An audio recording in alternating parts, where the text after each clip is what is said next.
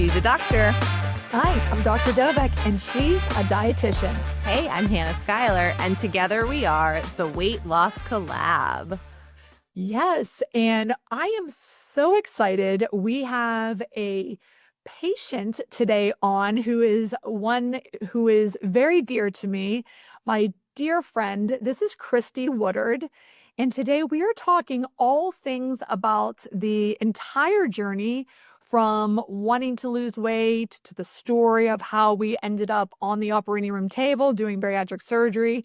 And we're going to spend a lot of time talking about GLP-1 medications, who they're really for, why motivation is not just cosmetic, and how we're going to break free from that stigma. And finally, how shame has seemed to hijack that conversation. So without further ado, Christie, welcome to the Weight Loss Collab.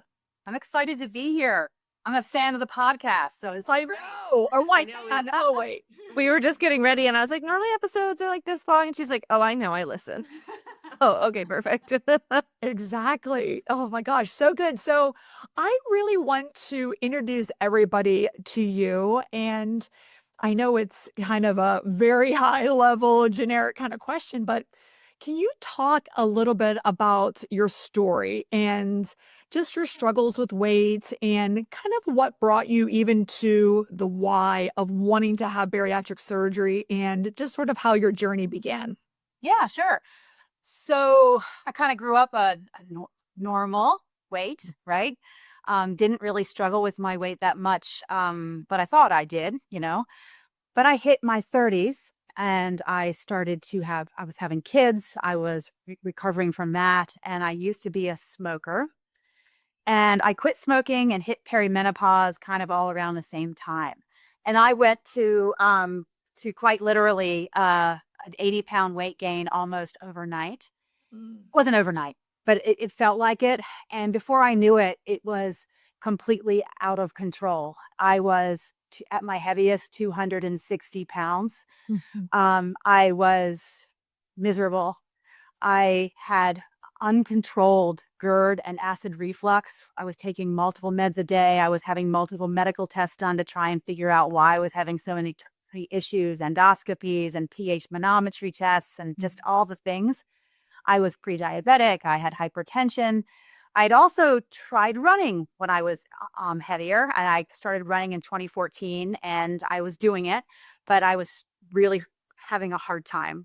Not just because I was slow, I was okay with that, but I was living in physical therapy, like 3 days a week. I tore my meniscus.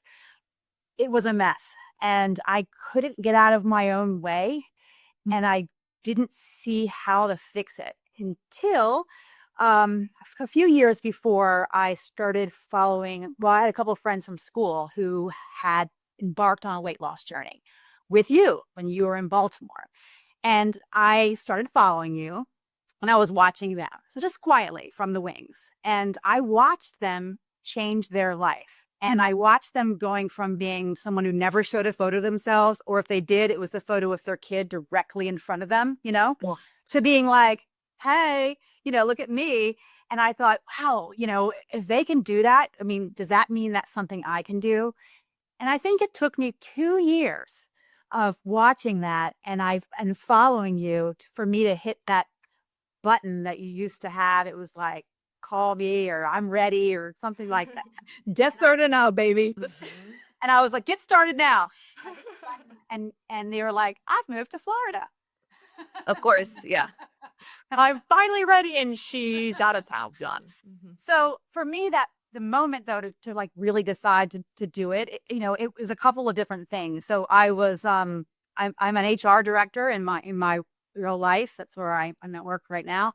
And I went to a job fair and I got interviewed for the local news. And I was like, oh, this is exciting to be on news, and I go home and I sit on the couch and up comes the news shot. I mean, they're out at the community center where they're doing the career fair. And here I am. And I was like, I was horrified. I quite literally had no idea I looked like that. And I didn't know how that was possible because I looked in the mirror every day. I also had a granddaughter, and she was getting to the point where she wanted me to play on the floor and I couldn't do it. And I thought, all right, this is it. I'm going to make a change. So I did.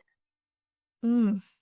Wow. And of course, you say I don't, but I do remember our conversations. And that was the beautiful thing, because even though I did move to Florida, we were doing virtual consults. So I got to know you.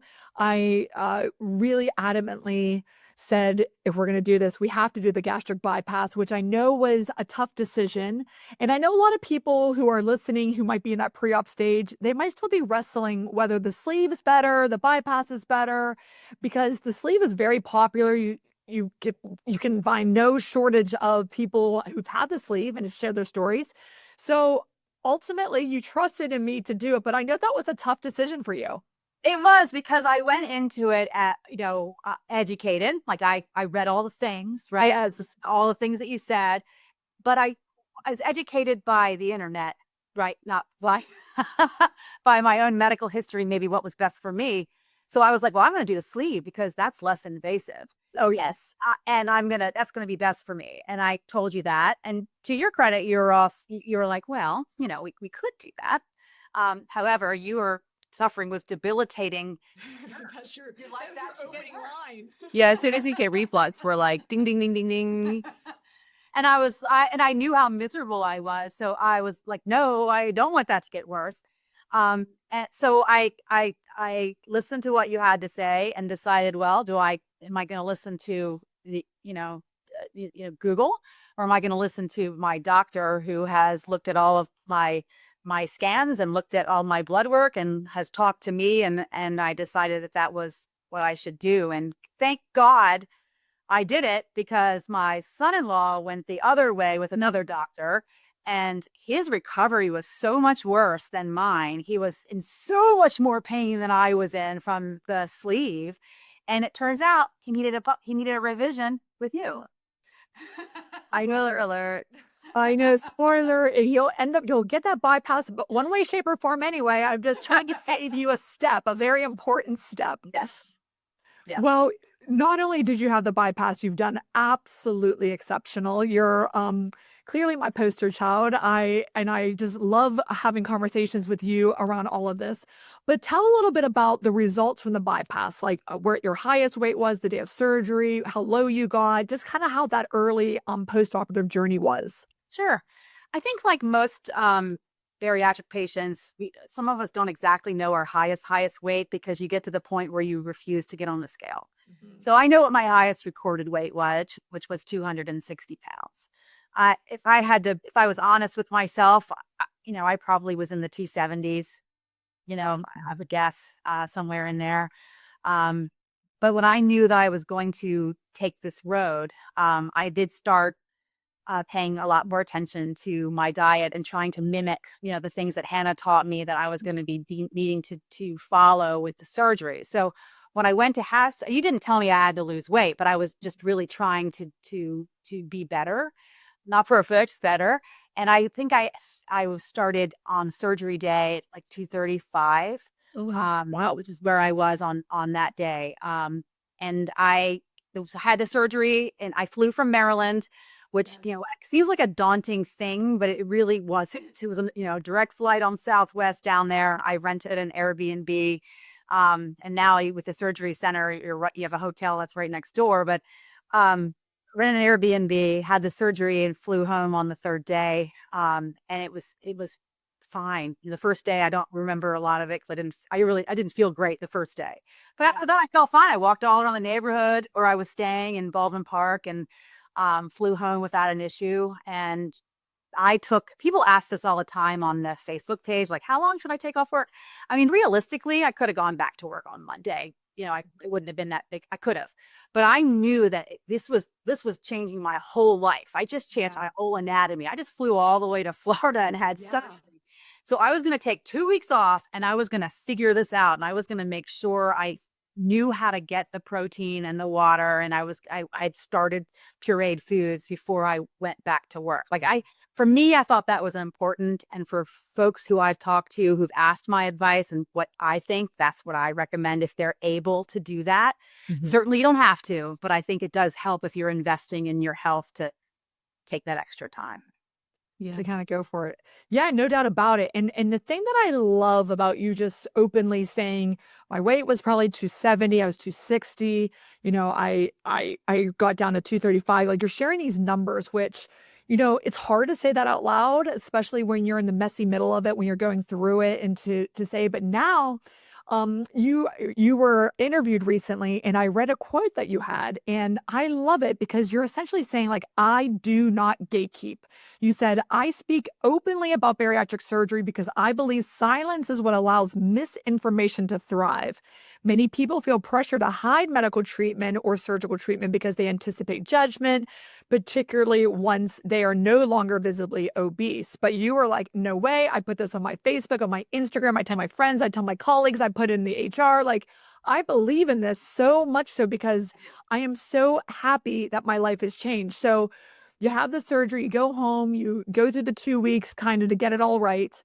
And then how does your journey kind of begin once you go beyond the pureed soft and now you're living life back in Maryland? So now I'm living life. I'm back at work. I gathered, I know what I need to do. I'm tracking my food. I use Baritastic. I still use it sometimes when I'm trying to make sure I'm get back to basics sometimes. But I did that, and the weight just started melting off. And I remember asking you, like, what number do you think I'm going to get to? Like you have a magic 8 ball and you're able to tell me. And, you gave me a number, which is probably 30 pounds more than I am now. I thought that number was unbelievable to get to. Like, I would never get to, 170. Like, that's possible, but as the weight started to come off, I was like, every pound gave me confidence. So every pound made me feel like this is working. And it's so cliche, but people say, trust the process, but you have to trust the process too. And, I'm having a stall. Well, 1 week's weight, with the weight maintained is not a stall. You're fine. I certainly learned that too, over and over and over again. But the weight kind of fell off. But it fell off because I was doing the things that you and Hannah told me to do. And one of the biggest pet peeves of anyone who's had bariatric surgery, and we all talk to each other, which is somebody who says, ooh, I know somebody who had weight loss surgery and they gained all their weight back. Those kind of comments, just one, aren't helpful. And two, they didn't follow the process. Right. Their surgeon gave them a tool that they chose not to use. Right. So that's an individual choice. Right. And we all know people who've done both, but I have come down. I came down after a year to a really great place, and I started exercising, I don't know, maybe 3 months or so after surgery. I could have started sooner. I just didn't. I was just trying to focus on the food and the eating. Yeah. Well, with exercise, just to interject here really quick, like that's something I always tell people because they're always like, I'm not working out yet, so my weight is probably not what it should be, and blah, blah, blah. I'm like, it doesn't matter. Like, it's fine. You start when you're comfortable. Start when you're ready. Like, I started running in 2014 to raise money for a local humane society, and I wanted to run. I wanted to be one of those girls who I saw running down the street, that the ponytail and the hair and this, I wanted to do, and I wasn't looking like that, but I wanted to do that. So I started doing that, and I was eating the way I always ate. And even though I was running and training for half marathons, I really didn't lose any weight. So it was supremely eye-opening to me that really, I think 80 to 90% of your weight loss is what you put in your mouth. It's not, I didn't need to start exercising right away. I needed to figure out my diet. You can't outrun a bad diet. And I tried, for years, and it didn't work, And now that I'm at a healthy weight, now I'm just trying to one, maintain, but also two, tone what I got. So I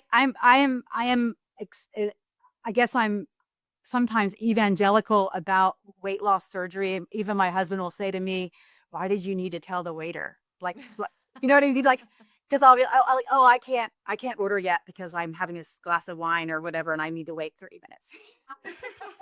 But he's like, why do you tell everybody?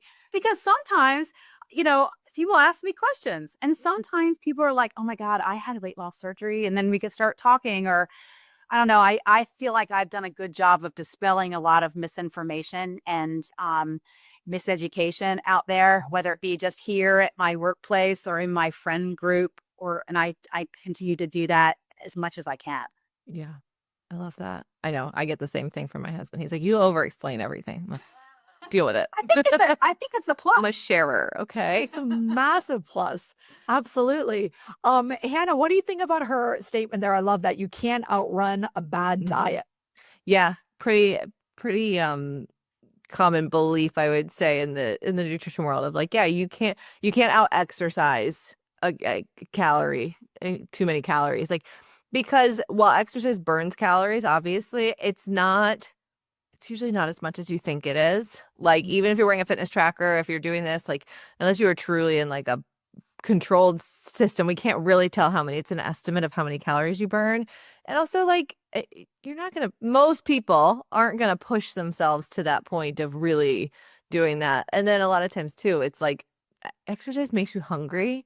So like the chances too of you then going and eating those calories, which is understandable because you're like, I remember going like back in high school when I would do morning swim, like during the summer, I would just be hungry the entire day. We'd swim at like 6 o'clock in the morning. And then no matter what you ate, and of course I'm like a 16-year-old kid, so you're just hungry anyway. And like, I would just be starving those days. And I'm like, Yeah. so I think that's part of it too. What the benefit of exercise with weight loss, we tell people this a lot, is like it's more in the maintenance, like you're saying, like it's going to help because the more muscle that you have on your body, this is where the benefit of exercise is from a weight perspective. The more muscle that you carry on your body, the higher your metabolism is, which is what makes you hungrier too. But that means you're burning more calories at rest. So just by existing, being a human, you're going to burn more calories if you have more muscle mass.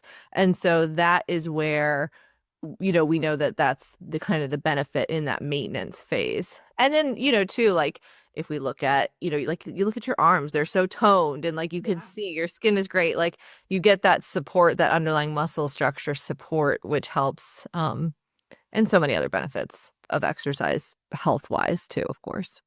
And I think that a lot of folks, at least in my first season of running, I overate because I would congratulate myself by doing such a great run today, then I'm going to go out and eat all of these things to reward myself. There's not a really bad behavior. Like, there's no bad food, but there's really bad behavior. Right. And again, it's the overestimation of what you just did. Way overestimated. Yeah. As far as I was concerned, that run, which was really, really hard, meant that I could eat, 2,000 calories. Right.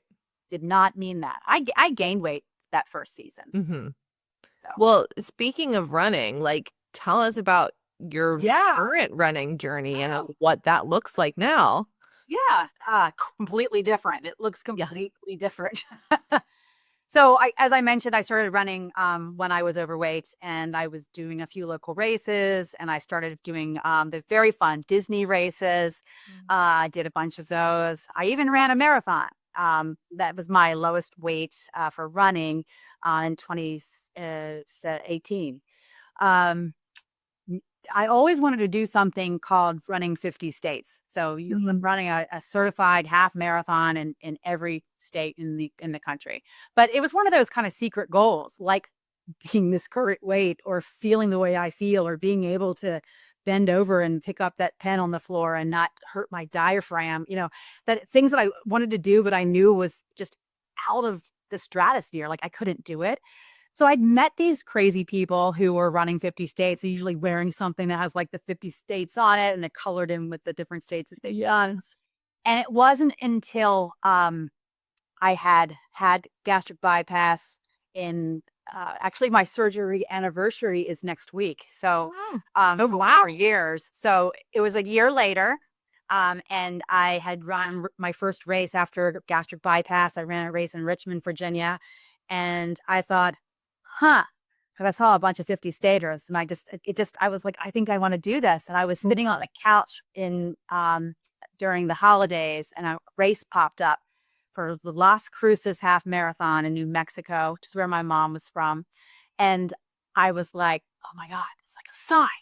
You know, this should be like the first state where I'm going to make this my plan. I've done a bunch of races. How many states have I done? I counted 4. So, here we go. Okay.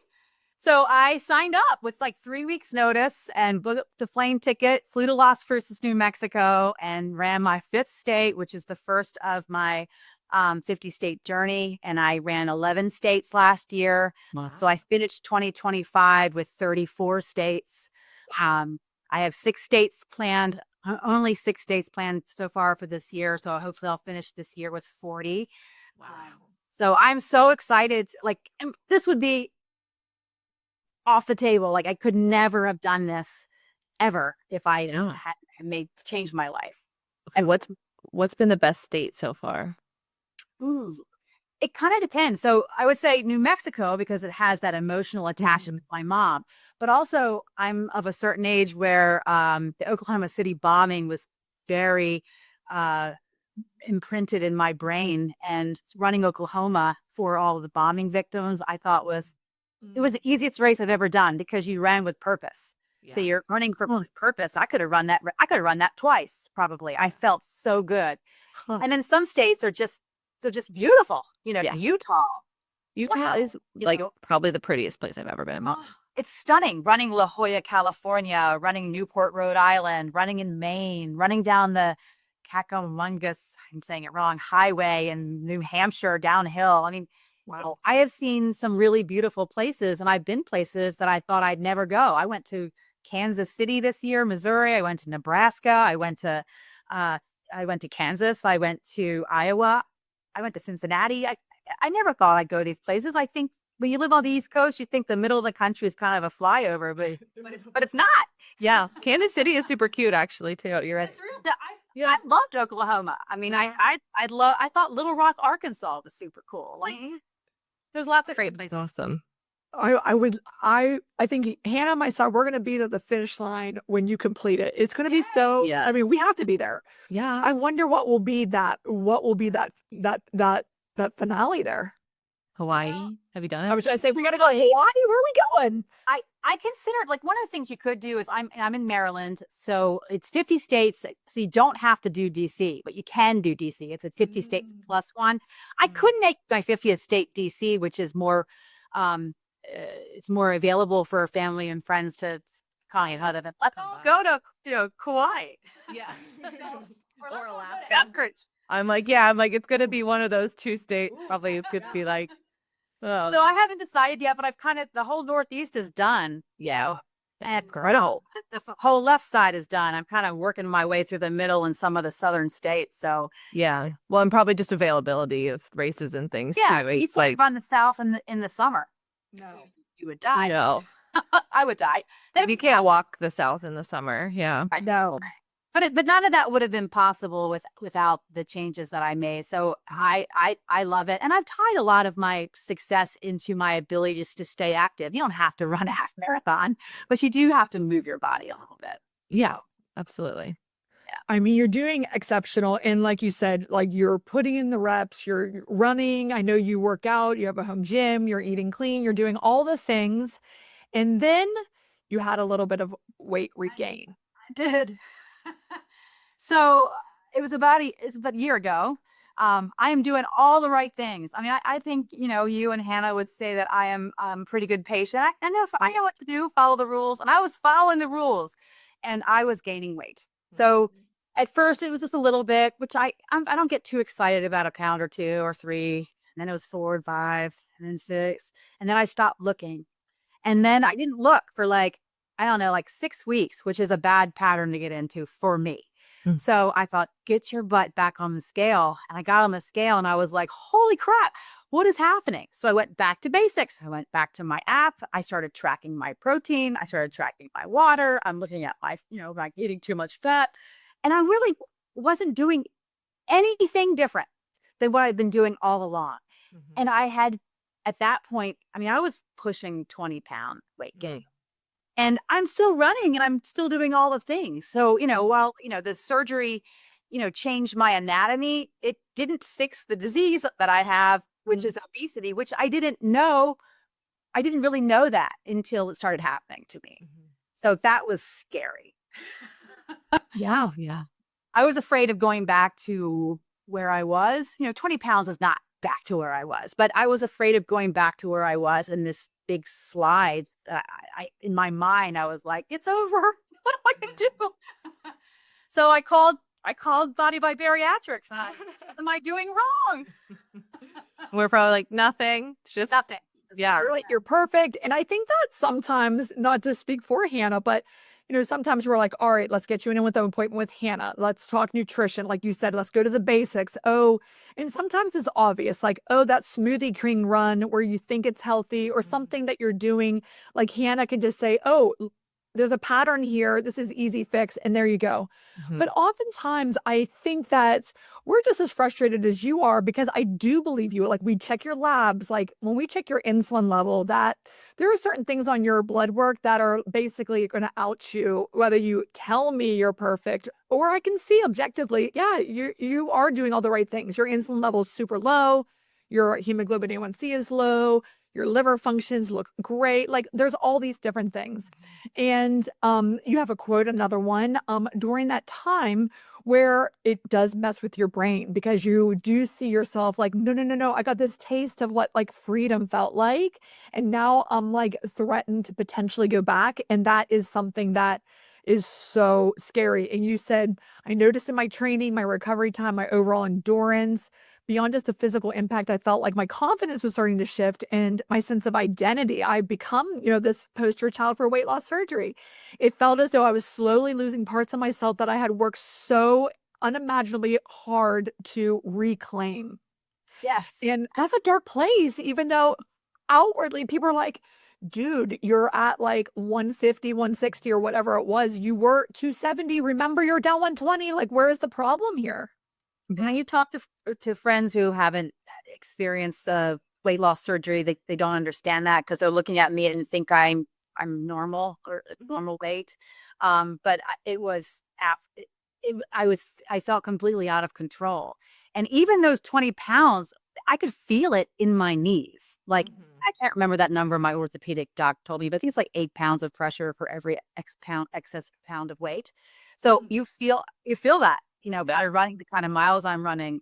But more than that, I felt like I was failing, and I knew that I was doing all the work, but it made me feel like I was a failure, and I felt bad. And when I talked to Hannah, like, she gave me a couple tips. There's 2 things that I changed, but it didn't move the needle that much, Yeah.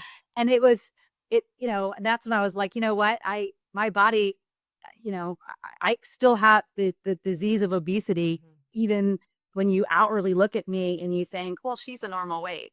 And I didn't know that. Yeah, so that's crazy. And like you said, it's kind of like, well, I can try. And that's like you said, Dr. Joe, like, yeah, talk to me and we'll see. And we'll see. Sometimes it is. It's like, try these things and try them for a couple weeks. Like, give it the good college try and really put it in. But ultimately, sometimes it's kind of bigger than like your fiber intake, or whatever it might be. Like, So, with the advice and under the consultation of a physician, we made the decision to try a GLP-1, in this case, Zepbound. Yeah. So I started that in January of 2025. So I've been on it a year. So the thing that was really interesting is that the medication, it didn't replace my effort that I was putting in, but it was allowing, that effort to work. Of results.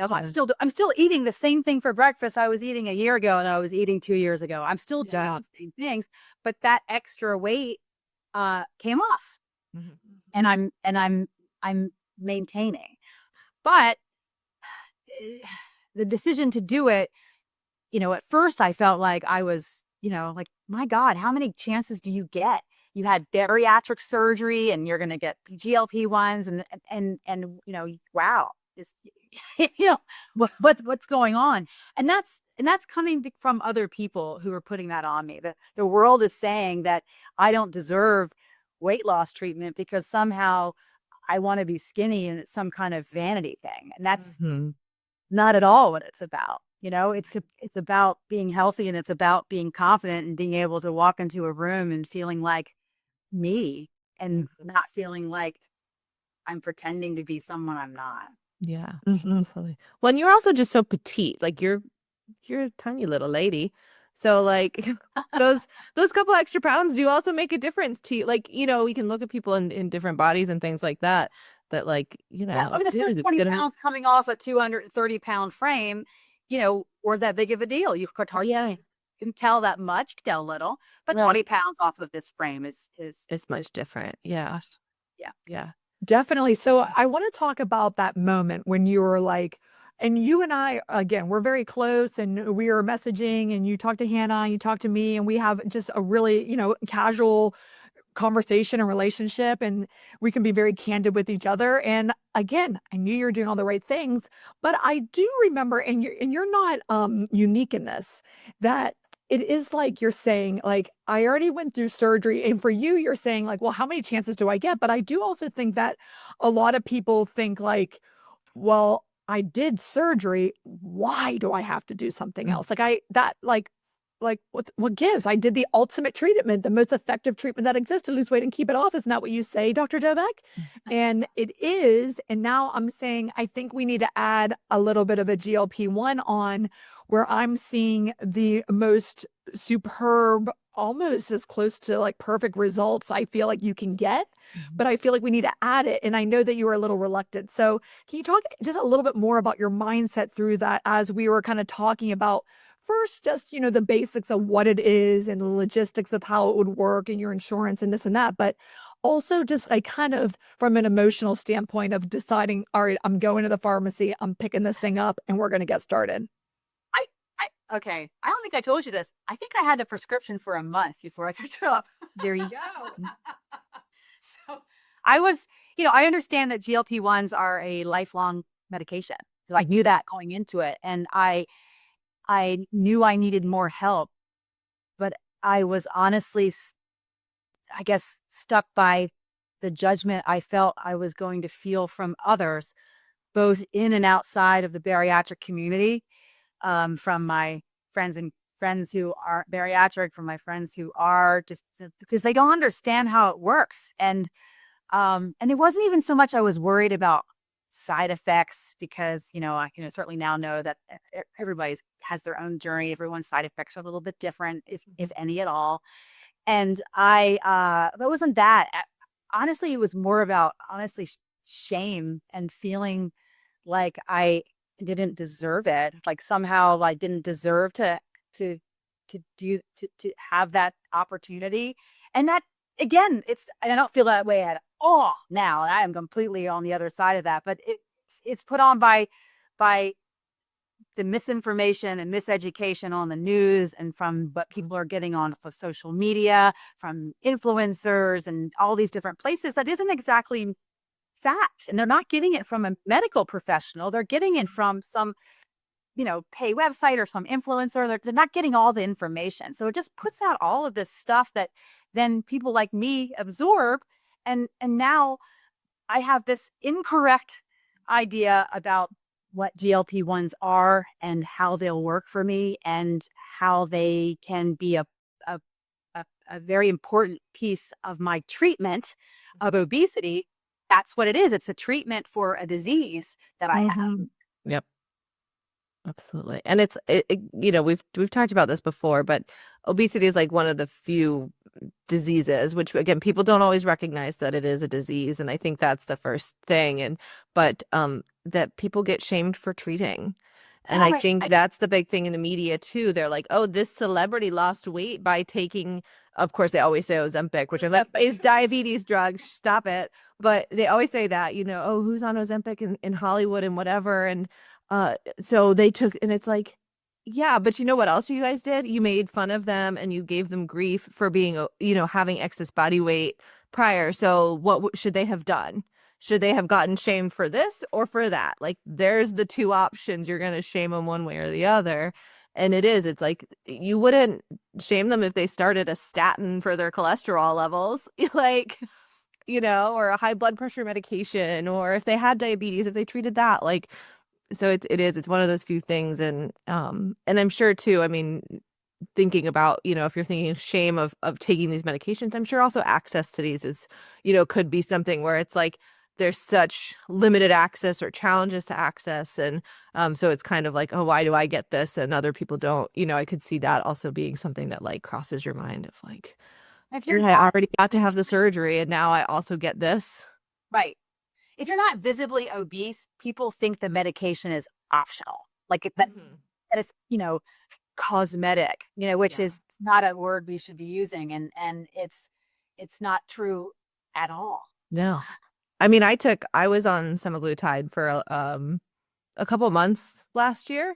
I had kind of a brief window where I could take it because I had stopped breastfeeding Elena, and then we were trying to get pregnant after that. So like I had to kind of come off of it. But if you look at my stats, I would technically fall in like the overweight category, but I don't have any comorbid conditions.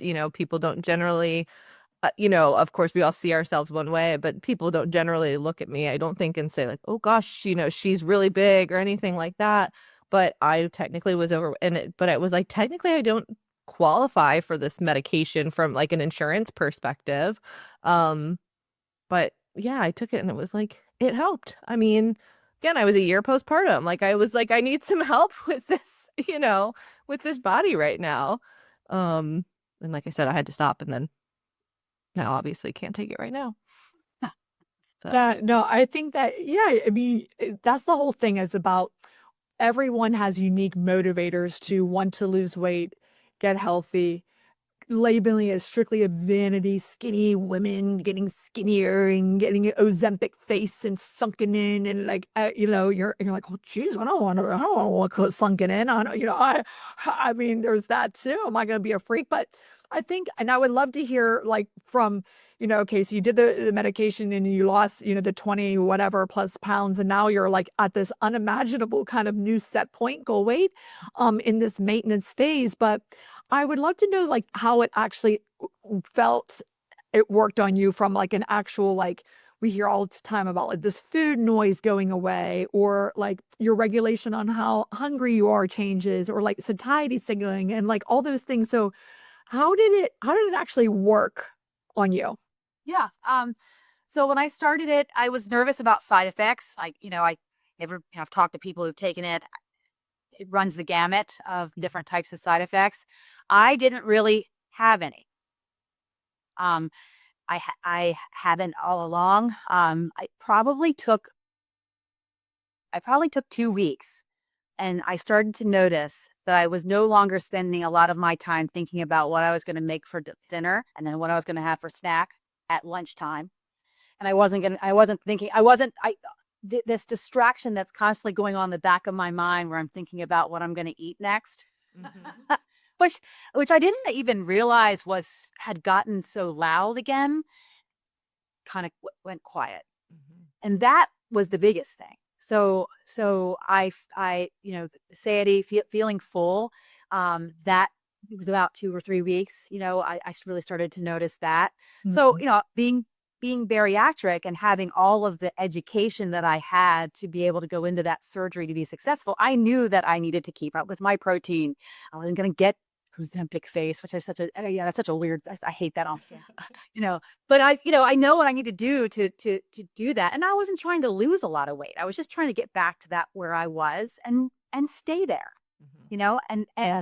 so food noise and feeling full were kind of the biggest things. And, just kind of feeling, balanced, balanced in how I feel mentally, was a big part of it too. I love it. And I'm on a very low dose, so, I'm nowhere near what where you need to go. And based on what you've told me, being bariatric, I probably won't need to go there. No.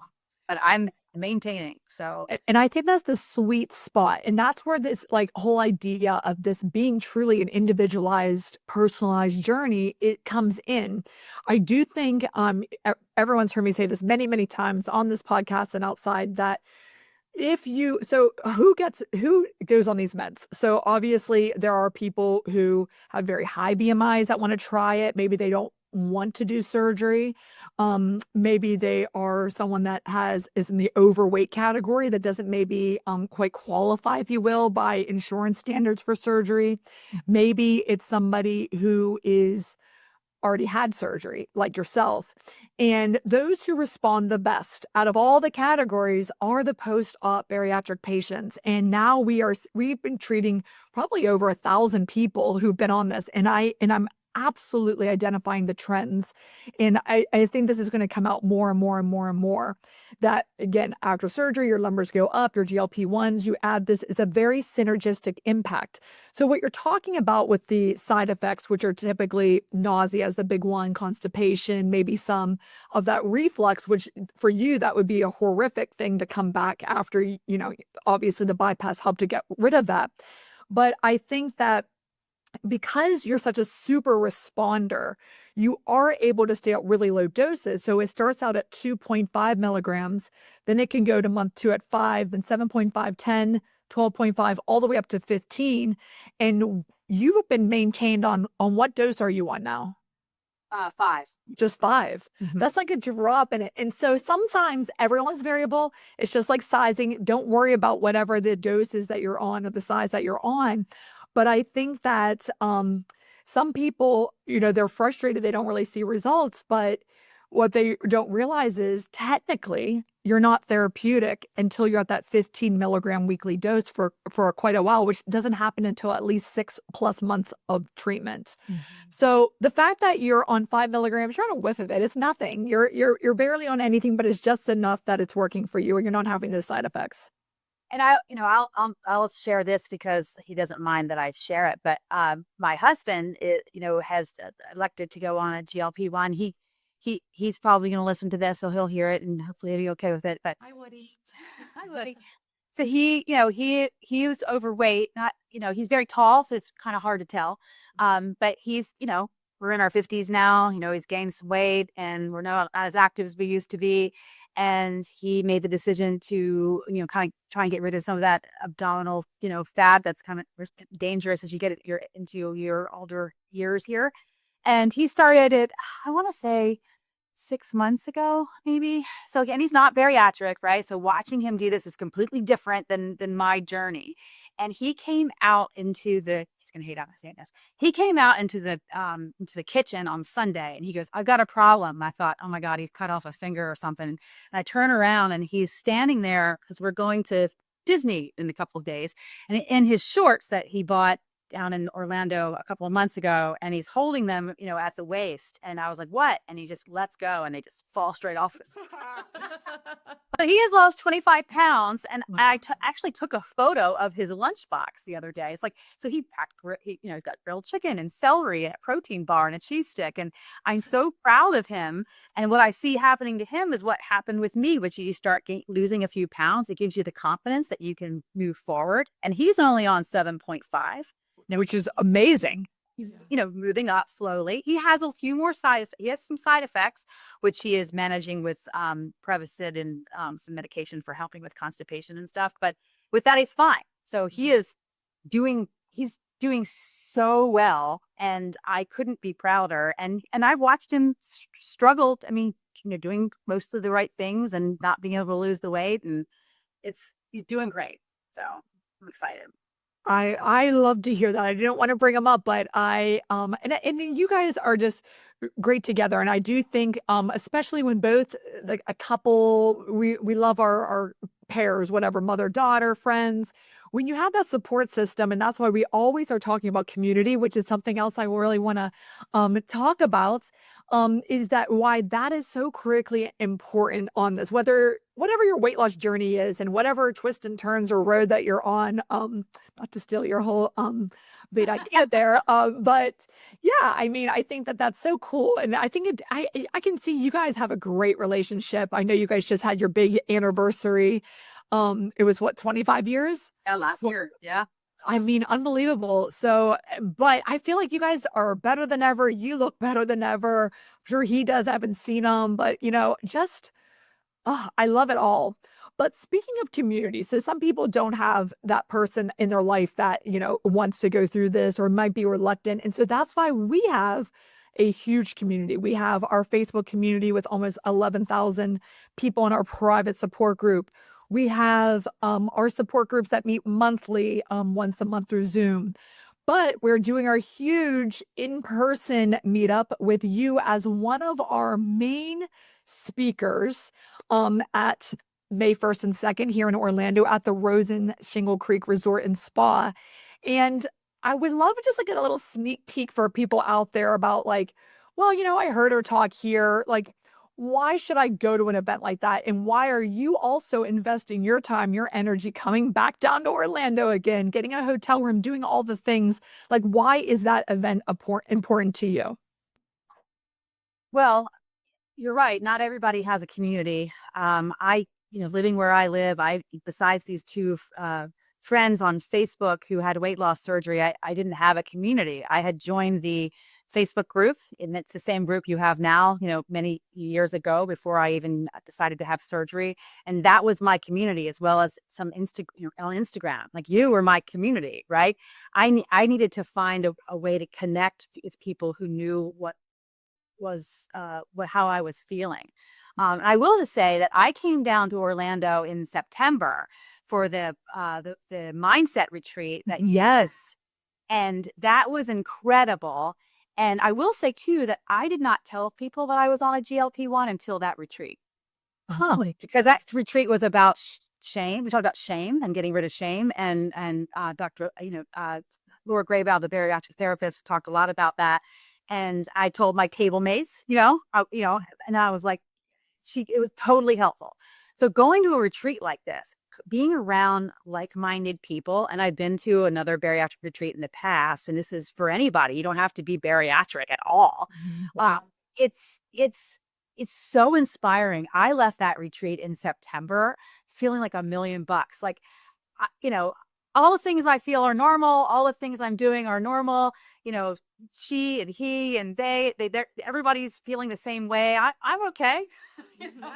I love that. And we, all the different bodies and body shapes, and celebrating, every step of somebody's journey. There was someone there who hadn't had surgery yet. There were people there who were just a few weeks out. There were people there who were years and 10 years out. And it was so exciting to be around that much energy and to be around that many people who are like you. And I don't have that here. So I am so looking forward to coming down in May and being with you and with Hannah and Laura and the entire bariatric community, and talking about all of the things that we don't get to discuss with people who maybe don't quite understand the path that we're on. And all of these people understand. They understand all of it. And I made some great friends. Like you introduced me to Nicole. Her and I text, and so Chris and a few others, and it was really great. So thank you for putting that on. Thank you to Hannah and to Laura for putting on that retreat. And this next one's going to be so much bigger and so exciting. We're so excited. This next one is gonna, like, that one was so great, and I think it was such like an intimate thing, and it really, like you said, people just like really got a lot out of that. And now I'm like, we're leveling up on this one, and it's still gonna be intimate. It's still gonna be great. It's still gonna be like private, and people will be like supportive and all of that, but it's gonna be a little bit of a more of a Dr. Dovec talk about her struggles, listening to other patients talk about. I mean, not everybody's story resonates every piece, but we're more alike than we are different. And sometimes we forget that. And whether you're bariatric or not, I mean, it is truly inspiring to be around that many people who are all just trying to be better in every aspect of their life, and not just weight. It's being confident and feeling better and dressing better and feeling like you can, you can do better in your career, and you can take these things that you've learned to become a better business person or executive or whatever your job is. So it's gonna be great. I can't wait. Oh, we're going to take those sound bites, Hannah. We got to make some social media posts and put that on the website, because I'm like, I'm really excited to attend this. Oh wait, I'm putting it on. Okay, link up. I have to plan it. Absolutely. Oh my gosh. Well, this conversation, I could keep going, and guess what? We're going to keep going. You're going to be a featured speaker, and we're going to keep the conversation rocking and rolling in May. But goodness, we didn't even get to some of the stuff I want to go to, especially your professional journey and how all the weights impacted that. But People have to, you got to come to the retreat for that. yeah, You got to be good. but some of it back. Yeah, she's talking about wealth and just overall all of that stuff. Growth Christie's mindset, very baby. successful professionally. Mm-hmm. So we're going to be excited for the opportunity. I'm nervous. You know, I am not a public speaker. It's not in my job title. Sure. But it is on my LinkedIn profile. I'm leaning into it. So There you go. I'm gonna do my very best. But I am reminding myself that the audience, you know, we're all on the same. They're all friends. So that's what I'm telling myself as I move forward to kind of put together what I want to talk about and discuss a little bit about my journey. So Yeah. Can't wait. Well, Hannah, this was a great episode. I loved it. I know.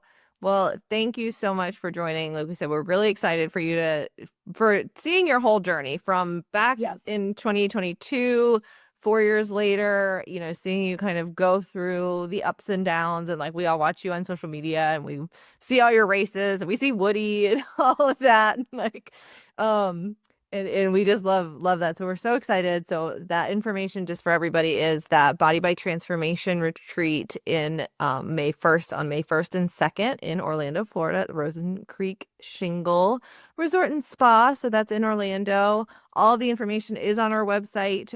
So be sure to check that out. Tickets are $249. That's for the retreat. It's a great deal. What you're getting professional advice. You are getting some patient. There's going to be, you know, booths and sponsors, and we're going to have a super fun Friday night, and we're going to meet you at the pool, and we're going to do, like, it's going to be amazing. So, just definitely go ahead, snag a ticket, because we don't want you to miss out on that opportunity. And there's also deals for the hotel that bring that price down for booking. So go ahead and book your hotel, come and stay with us.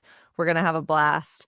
And yeah, otherwise you can always check us out at Body by Bariatrics, at Dr. Dovec, at hannahschuyler.rd. That's all on Instagram, Facebook, I don't know, YouTube. We're there. Dr. X or not. The Weight Loss Collab. I keep going Dr. X Dietitian. It's like old habit, man. At the Weight Loss Collab, all the goodness. Awesome. Well, Christie, again, thanks again for your time today, for sharing your insights. I think you are quite the public speaker, as was evidenced today. I'll endorse you on LinkedIn. Yeah, we will. I will. I'm rushing right to LinkedIn. On this note, that's where I'm going next. Thanks again. All right. We'll talk to you later. Bye.